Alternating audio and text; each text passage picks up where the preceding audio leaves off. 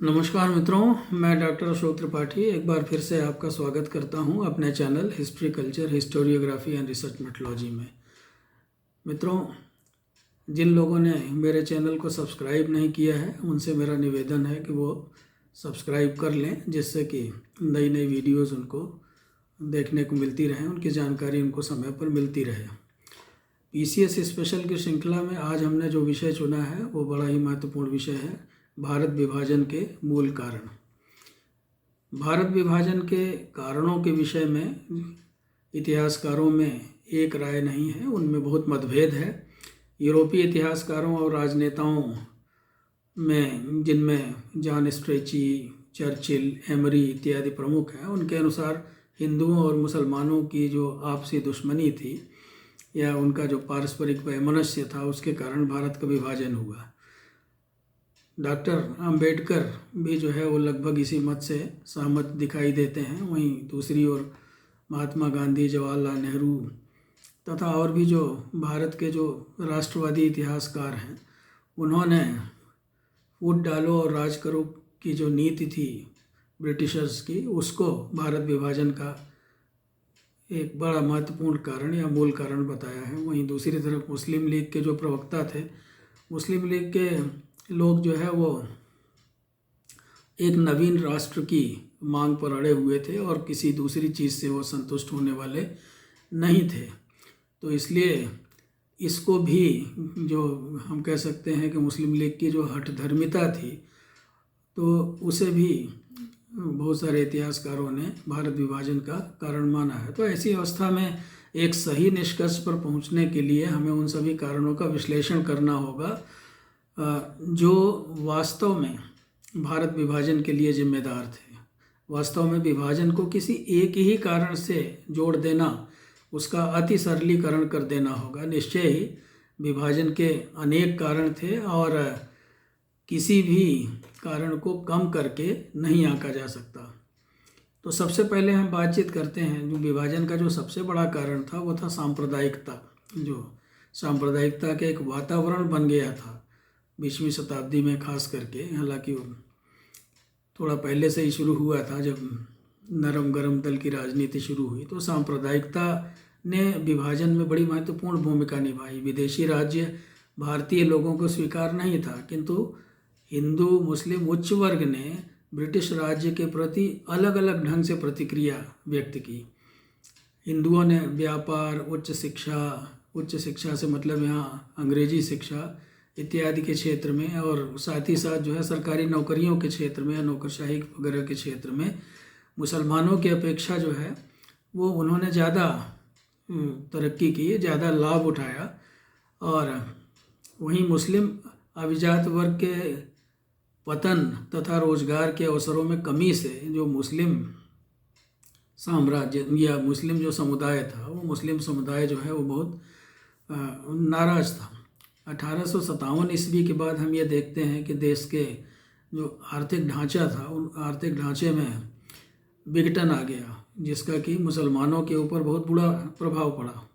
19वीं शताब्दी के अंतिम वर्षों में मुस्लिम समुदाय आर्थिक, प्रशासनिक, शैक्षिक हर क्षेत्र में वो अपना एक उचित स्थान पाना चाहता था और उसके लिए वो लगातार संघर्ष कर रहा था। अंग्रेज इस मौके का फ़ायदा उठा रहे थे और वो हिंदू और मुस्लिम दोनों ही संप्रदायों के बीच में तनाव बढ़ा रहे थे।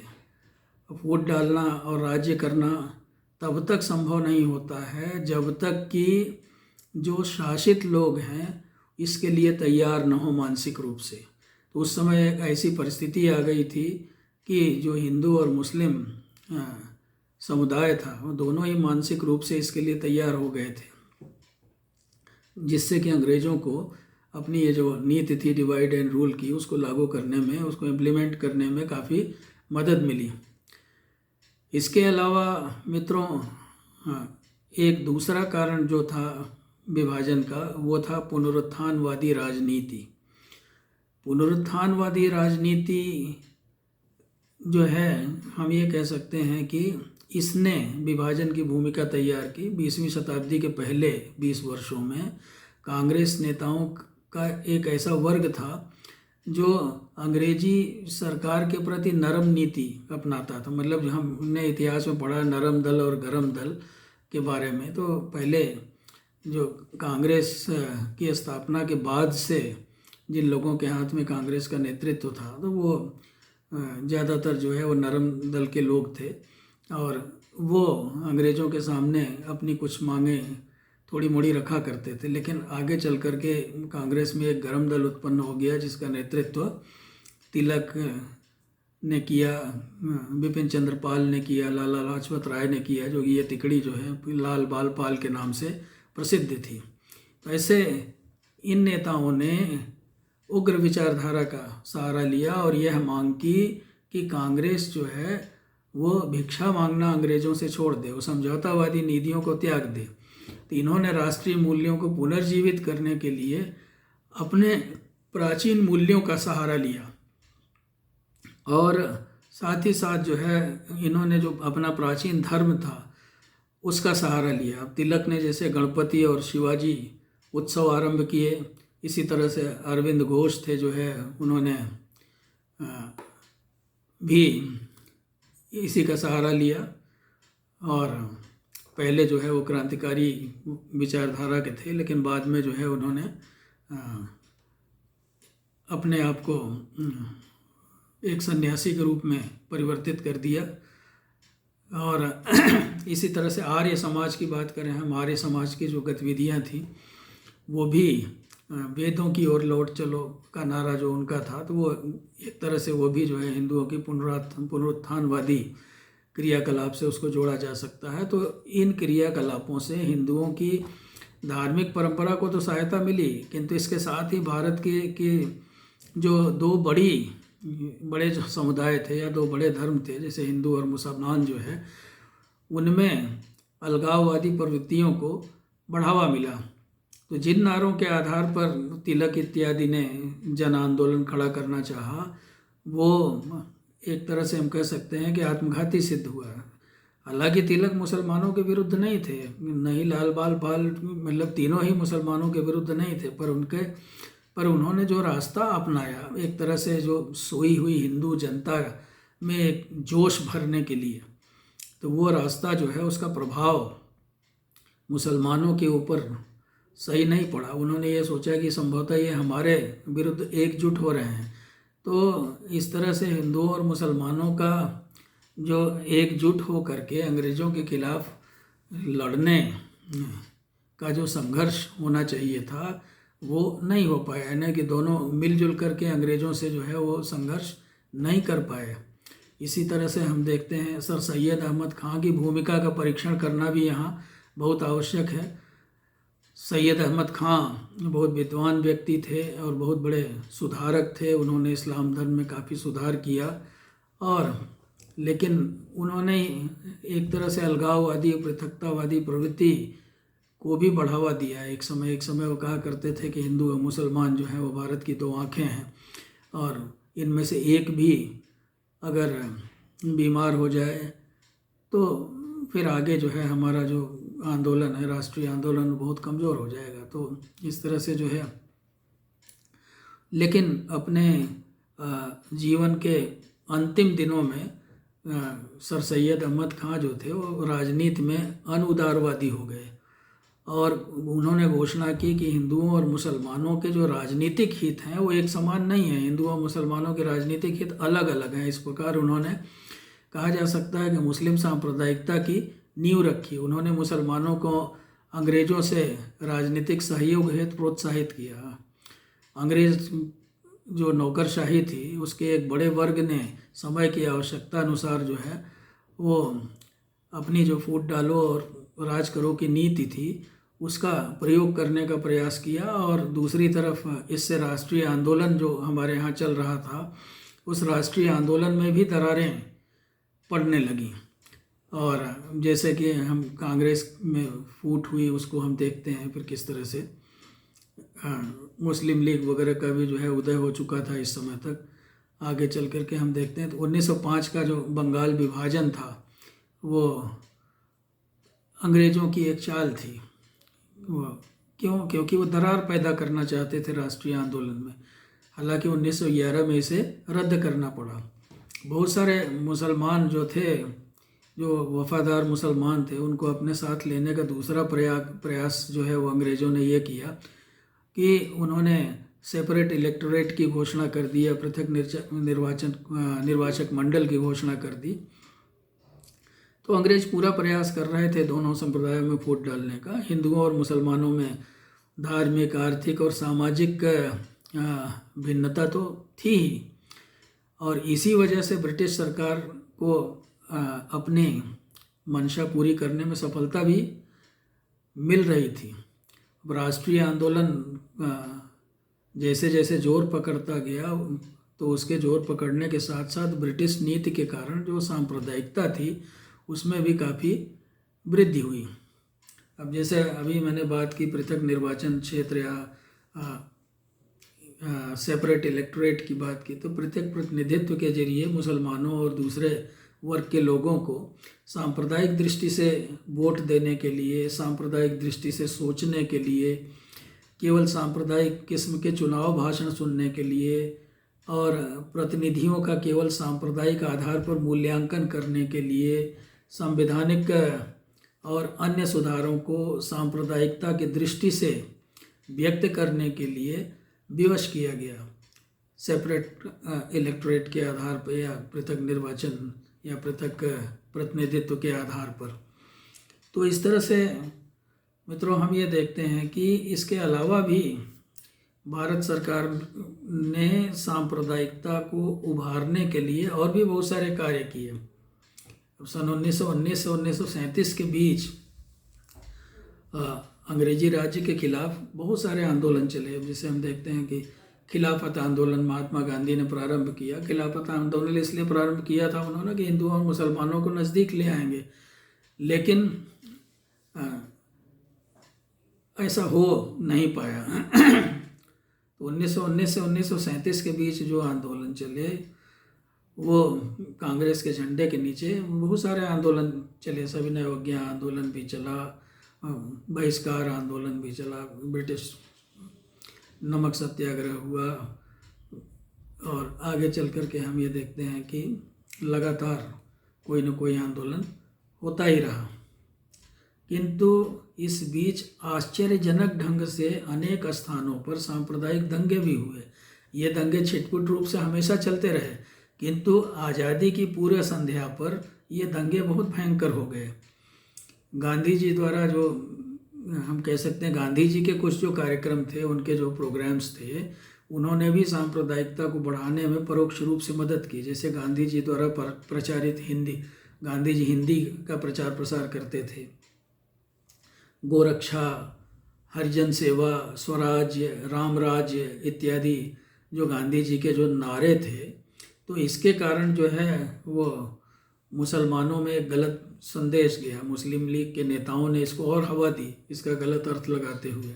अब हिंदू जो सांप्रदायिक हिंदू जो संस्थाएं थी बहुत सारी, जैसे हिंदू महासभा, आर्य समाज आदि ने जगह जगह अपना हिंदू राष्ट्र के विचार को अपने भाषणों में रखा। उन्होंने सामने हिंदू राष्ट्र के विचार को प्रकट किया। उन्होंने अपने भाषणों के माध्यम से, अपने लेखों के माध्यम से।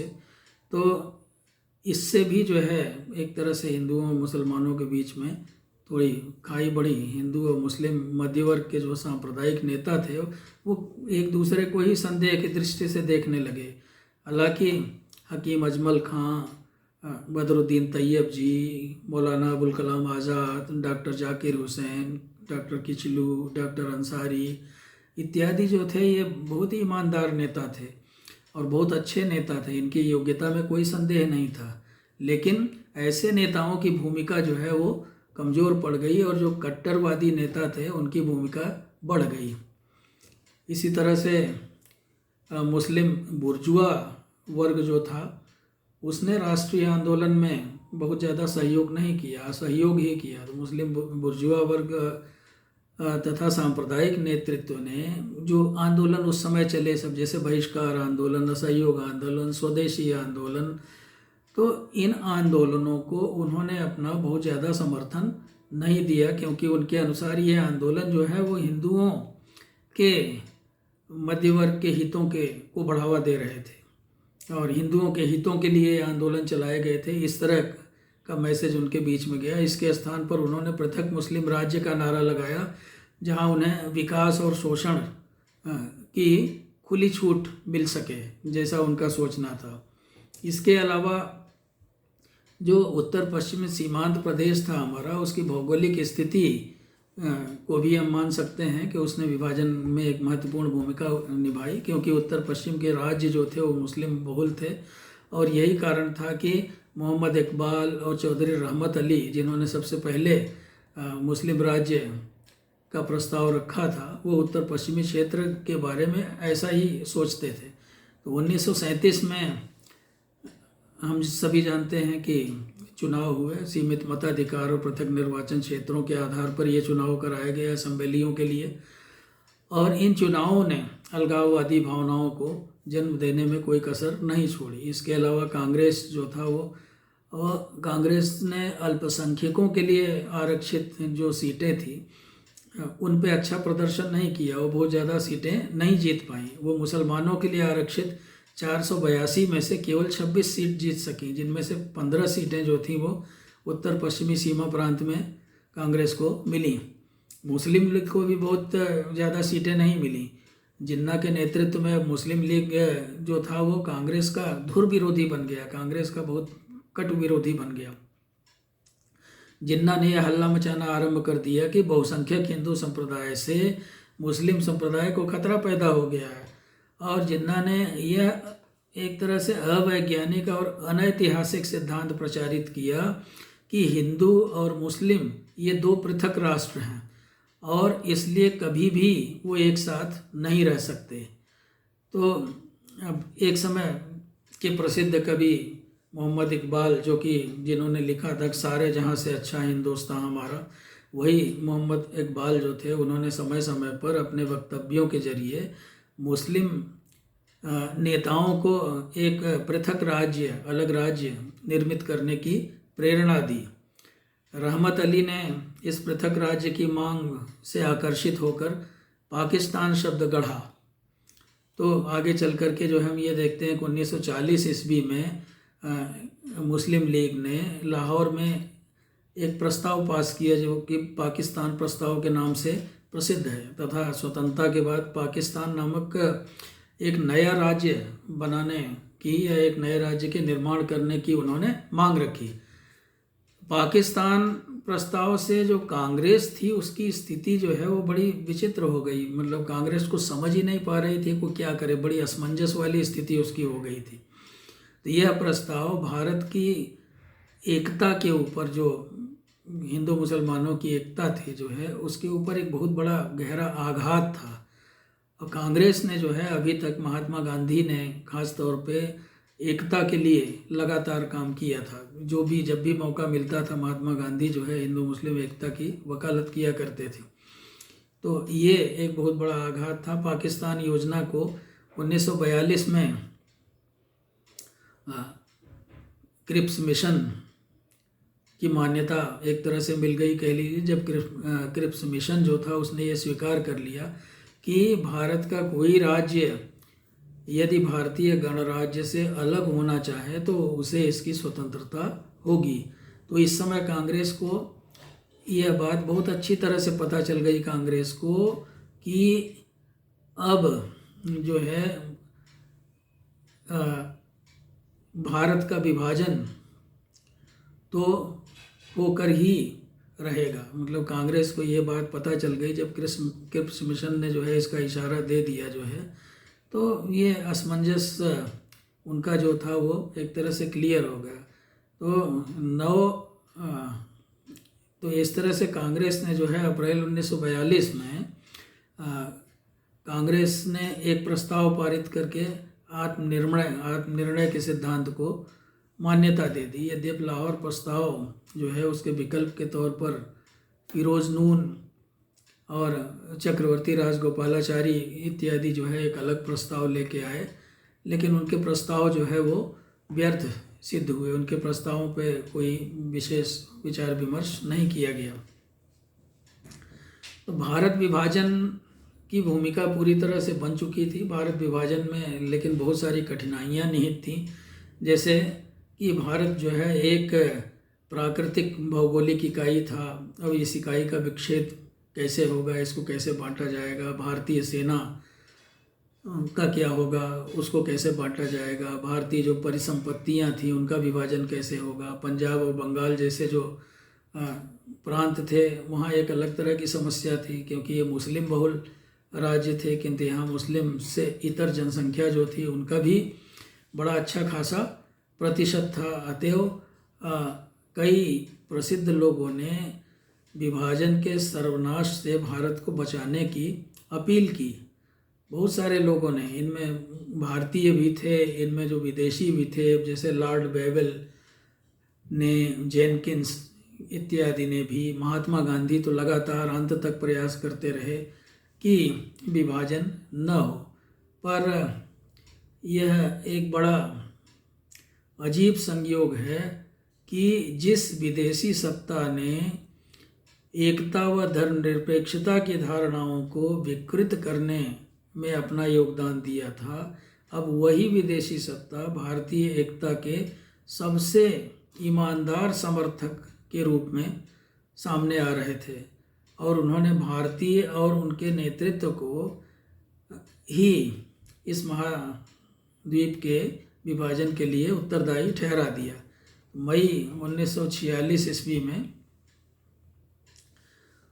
कैबिनेट मिशन भारत आया।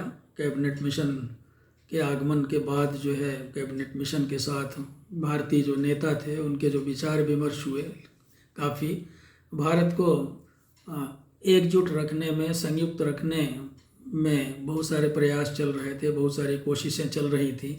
उनमें कैबिनेट मिशन प्रस्ताव भी एक प्रकार से, कैबिनेट मिशन में एक प्रस्ताव पास किया गया था कि भारत को अक्षुण्ण रखा जाए। तो ये एक अंतिम प्रयास था। इसके द्वारा विभिन्न वर्गों को अधिक से अधिक स्वायत्तता प्रदान करने का प्रयास किया गया। कैबिनेट मिशन योजना को स्वीकृति देने के प्रश्न पर कांग्रेस और लीग जो थे वो आपस में उलझ गए, और तो इस तरह से जो है हम ये देखते हैं कि कैबिनेट मिशन से भी जो है इस सांप्रदायिक समस्या का या विभाजन की समस्या का हल नहीं निकल पाया, और बल्कि इससे उल्टे कांग्रेस और मुस्लिम लीग के जो संबंध थे आपस के, वो और ज़्यादा कटु हो गए और ज़्यादा विषाक्त हो गए।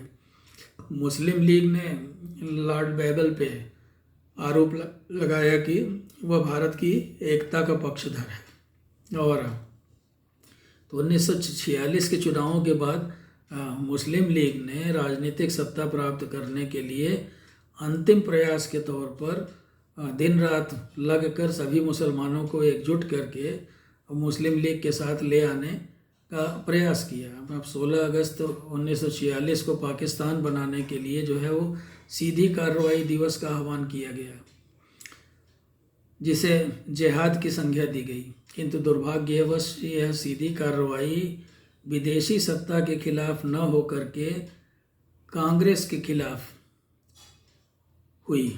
अंत में मुस्लिम लीग ने सरकार को भीतर से तोड़ने के उद्देश्य से मिलीजुली सरकार में शामिल होना स्वीकार कर लिया। इसी बीच कलकत्ता, नोआखाली, बिहार, गढ़मुक्तेश्वर आदि में व्यापक पैमाने पर सांप्रदायिक दंगे भड़क उठे, और वह एवं सांप्रदायिक एकता को, जो द्वितीय विश्व युद्ध के बाद जो है व्यापक राष्ट्रवादी उभार की एक महत्वपूर्ण विशेषता थी, अब वो अतीत की बात होकर रह गई सांप्रदायिक एकता। तो गांधी जी, मौलाना आज़ाद, खान अब्दुल गफ्फार खां इत्यादि ने बहुत विरोध किया है इस स्थिति का, लेकिन इसके बावजूद भी जो है दंगों की जो भयानक घटनाएं थी जो है वो चलती रहीं, और इस समस्या के प्रति जो है कांग्रेस के का जो दृष्टिकोण था वह भी अजीब था। नेहरू व पटेल इत्यादि जो है पूरी कांग्रेस कार्य समिति भारत विभाजन के लिए तैयार हो गई, क्योंकि अब इस समस्या का एकमात्र हल यही था, क्योंकि लोग लड़ रहे थे, मर रहे थे, कट रहे थे। तो उसको रोकने का जो कांग्रेस को समझ में आया उपाय, वो यही समझ में आया। तो सभी दलों के नेताओं से विचार विमर्श करने के बाद बहुत लंबा विचार विमर्श हुआ। लॉर्ड माउंटबेटन ने अपनी योजना बनाई जो इस बात की सूचक थी कि भारतीय नेतृत्व हर स्थिति में कोई समझौता करने पर तुला हुआ है। तो ब्रिटिश सरकार ने 3 जून 1947 को भारत विभाजन की घोषणा कर दी और उसमें पंजाब एवं बंगाल के विभाजन पर भी विचार विमर्श किया गया था, क्योंकि इन प्रांतों के सभी मुस्लिम इतर दलों ने इसकी मांग की थी और जिन्ना को न चाहते हुए भी इसे स्वीकार करना पड़ा। तो मित्रों, इस तरह से हम ये देखते हैं कि विदेशी शासन की जो तोड़ फोड़ की चालें थीं, जिन्हें इस उपमहाद्वीप में अपना पैर जमाने के लिए विदेशियों ने अपनाया था प्रारंभ से ही, तो ये जो उनकी जो फूट डालो और राज्य करो की जो राजनीति थी वो कामयाब हुई, और वो इतनी कामयाब हो गई फूट डालो राज करो की राजनीति की अंत में जो है भारतवर्ष का विभाजन ही हो गया। लेकिन विडंबना की बात यह थी कि इसे ऐसे दिखाया गया, ऐसे प्रस्तुत किया, ऐसे प्रोजेक्ट किया गया, ऐसे प्रस्तुत किया गया कि जैसे कि इस समस्या का एकमात्र यही समाधान था और ब्रिटिश सरकार के पास इसे स्वीकार करने के अलावा और कोई दूसरा चारा नहीं रह गया था। दूसरे शब्दों में कहा जाए तो विभाजन का जो कारण है, विभाजन का कारण तो हम लोगों ने जान ही लिया, कितने सारे कारण थे, लेकिन विभाजन क्यों हुआ इसकी जिम्मेदारी भी भारतीयों के ऊपर ही डाल दी ब्रिटिशर्स ने, और खुद अपने आप को जो है उन्होंने पाक साफ कर लिया, उन्होंने अपना दामन बचा लिया। तो ये बड़े आश्चर्य की बात रही। तो उम्मीद है कि आपको इस वीडियो से निश्चित रूप से कुछ लाभ हुआ होगा, भारत विभाजन के कारणों को समझने में मदद मिली होगी। यदि ऐसा है तो आप मेरे चैनल को लाइक करें, सब्सक्राइब करें और इस वीडियो के ऊपर कमेंट भी करें। बहुत बहुत धन्यवाद। नमस्कार, शुभ रात्रि।